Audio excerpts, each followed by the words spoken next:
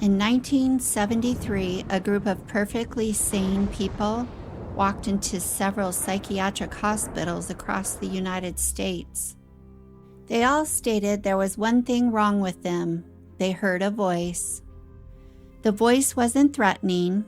It wasn't commanding. It didn't tell them to hurt themselves or anyone else. It simply said a few words: empty, thud, and hollow. That was it. Everything else they said about their lives, their jobs, their families, their history was completely true. And once they were admitted, they stopped pretending entirely. They behaved exactly as they always had. They slept, they ate, they talked normally, they followed the rules. They were not mentally ill.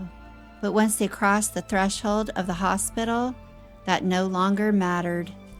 They could not leave, not because they were trapped by locks or guards, but by something far more insidious: the weight of a label.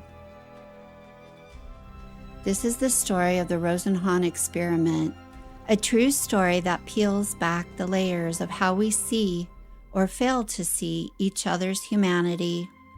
It's not about villains or victims in the traditional sense, but about the quiet ways systems shape us, distort us, and sometimes break us. Welcome to Human Nature Tales, where we explore the gray spaces of the mind. Let's step back in time. In the early 1970s, a time when the world of psychiatry was in flux, the anti-psychiatry movement was gaining ground, led by thinkers like R.D. Laing, who argued that what we call madness might just be a rational response to an irrational world. Enter David Rosenhan, a professor of psychology and law at Stanford University. Rosenhan wasn't a firebrand revolutionary. He was a thoughtful academic curious about the foundations of psychiatric diagnosis. He wondered, how reliable are these labels we slap on people? Can doctors really tell the difference between sanity and insanity? Inspired by Laing's lectures, Rosenhan designed an experiment that would challenge the very core of mental health institutions. But as we'll see, the story itself holds its own layers of deception, reminding us that truth, like human behavior, is rarely straightforward. Rosenhan wasn't trying to expose cruelty. He wasn't trying to embarrass clinicians. He was trying to understand something much more uncomfortable. What happens when a label comes before the person? In the 1960s and 70s, psychiatric hospitals in the U.S. were often overcrowded, underfunded warehouses for the unwanted. Deinstitutionalization was just beginning, but many facilities still operated like prisons, where patients lost their rights the moment they crossed the threshold. Rosenhan's question was simple yet profound. If sane people presented themselves as insane, would the system catch on, or would it swallow them whole? To test his theory, Rosenhan recruited 8 associates, ordinary people with no history of mental illness. There were psychologists, a pediatrician, a psychiatrist, a painter, a housewife, and a graduate student. A total of 5 men and 3 women. They spanned professions and backgrounds, but all were mentally healthy by any measures. Their mission? Gain admission to 12 different psychiatric hospitals across 5 states, from rundown public facilities to a posh private one. To do this, they call for an appointment, and upon arrival, report hearing voices, specifically same-sex voices saying empty, hollow, and thud. These words were chosen carefully. This was symptomatic of an existential emptiness, but not tied to any known psychotic symptoms. There were no other fabrications, just those auditory hallucinations. They used fake names and tweaked job details to avoid detection, but their life stories were otherwise truthful. Once inside, the plan was to drop the act entirely. Act normal, cooperate, tell staff they felt fine and that the voices were gone. They were told to take notes on what they observed and, crucially, get out on their own merits. No outside help unless absolutely necessary. Every single one was admitted with a diagnosis. 7 with schizophrenia, 1 with manic depressive psychosis. No questions, no doubts. The label stuck immediately. Imagine stepping into one of these wards. Fluorescent lights buzzing overhead, the air thick with the scent of disinfectant and despair. Beds all in a row, patients shuffling in slippers, eyes glazed from medication. For the pseudo-patients, admission was shockingly easy. Rosenhan was one of the pseudo-patients. He was experiencing it firsthand. What happened next reveals a chilling pattern in human nature, how authority and environment can blind us to the obvious. But here's where it gets eerie. Once inside, the pseudo-patients did as they were told. They stopped reporting symptoms. They told staff the voices were gone. They behaved calmly and cooperatively. But the diagnoses didn't disappear. Instead, everything they did was filtered through it. Their note-taking was not considered a sign of curiosity or intellect, but their writing behavior was considered a symptom of schizophrenia. Pacing the halls out of boredom was considered agitation or nervousness.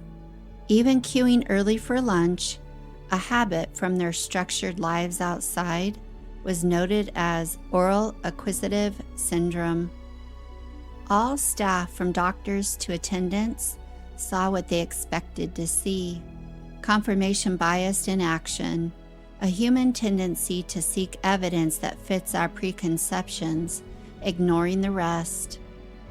Let's linger on their daily reality, because this is where the human element emerges. The pseudo-patients experienced profound dehumanization. Privacy, non-existent. Toilets without doors, random searches of belongings. Staff avoided eye contact, treating patients like objects rather than people. One female pseudo-patient recalled a nurse adjusting her bra in front of male patients as if they weren't there. Verbal abuse was common and physical beatings occurred when doctors weren't around. The doctors' interactions, they were minimal, averaging 6.8 minutes a day. The system wasn't evil individuals, but a machine that ground down humanity, shaping behaviors on both sides. The irony, the part that still unsettles people decades later, is who noticed that something was wrong. It wasn't the doctors, it wasn't the psychiatrists, it wasn't the nurses or the administrators. It was the patients, the real patients. Out of 118 patients across the hospitals, 35 suspected the pseudo-patients of being fake. You're not crazy, they'd say. You're a journalist or a professor checking up on the hospital. The people who had been labeled mentally ill could still recognize normalcy. The patients were attuned to the ecosystem of the wards, to each other's subtleties, and free from the institutional blinders that the staff wore. The pseudo-patients adapted as well, learning to navigate the system by affirming their illness to earn release. Their stays ranged from 7 to 52 days. The average was 19 days. None were detected as sane by the staff. To be released, the pseudo-patients had to agree with their diagnosis. They had to accept the label. All but one were discharged with schizophrenia in remission, a lifelong scarlet letter implying the madness was dormant, not absent. Rosenhan later reflected, "I told friends and I told my family, I can get out when I can get out, that's all. I'll be there for a couple of days and I'll get out. Nobody knew I'd be there for 2 months. The only way out was to point out that they were correct. They said I was insane, so I had to say I am insane but I am getting better. That was an affirmation of their view of me." This adaptive lying mimicking recovery mirrors how people in oppressive systems often contort themselves to survive. It reveals how environments breed inauthenticity. Rosenhan carefully pointed out that the staff were often overworked and understaffed and operating within rigid institutional frameworks. This is what makes the experiment so disturbing. At times, notes were written without explanation. Patients were discussed as conditions, not people. This wasn't because the staff lacked compassion. It was because institutions train people to manage categories, not individuals. Efficiency quietly replaces empathy. But Rosenhan wasn't done. In a clever twist, he announced the results to a prestigious teaching hospital whose staff claimed, "We'd never make that mistake." So he challenged them. Over the next 3 months, he'd send 1 or more pseudo-patients to their facility. The staff were told to rate new admissions on a scale of imposter likelihood. In reality, Rosenhan sent none. Yet, out of 193 patients, 41 were confidently labeled imposters by at least one staff member, and 42 more were suspected. Genuine sufferers flagged as fakes. It was another damning indictment of diagnostic unreliability. The study was published and it exploded like a quiet bomb. It argued that hospitals couldn't distinguish sanity from insanity, that labels created a self-fulfilling prophecy, and that deinstitutionalization was urgently needed. The brain loves categories for quick judgments, but in gray areas, they blind us. Authority figures, insulated by power, fall prey to suggestions, seeing symptoms where none exist. Some praised this experiment as overdue criticism, and others condemned it as unethical and misleading. In recent years, Rosenhan's experiment has come under fire. Contemporary psychiatrists like Robert Spitzer argued back in the 70s that faking symptoms doesn't disprove diagnosis. It's like lying about physical pain to get admitted for a fake ulcer. But even critics acknowledge something important. The experiment exposed how context changes perception. Community care was the way forward. It focused on behavior, not diagnosis. It accelerated reforms, closing asylums, and shifting to outpatient models. But it also fueled the anti-psychiatric movement, questioning if mental illness was a myth constructed by power structures. You might be tempted to think this is only in the past, but it isn't. The diagnostic manuals have changed, the language is more careful, and safeguards are stronger. But the underlying human tendency remains. We still trust labels over lived experience, defer to authority, interpret behavior through expectation, and confuse context with truth.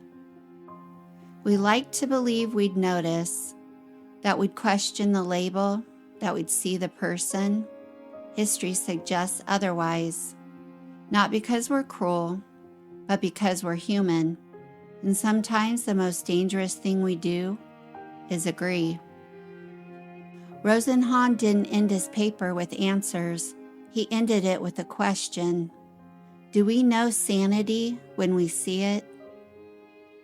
As we wrap up, consider, in a world of labels, from social media personas to diagnostic codes, how often do we see the person underneath? The Rosenhan story, true or tinted, reminds us that institutions don't just house the troubled, they create them. But don't get me wrong, I believe mental health facilities are needed. Thank you for watching Human Nature Tales. Goodbye.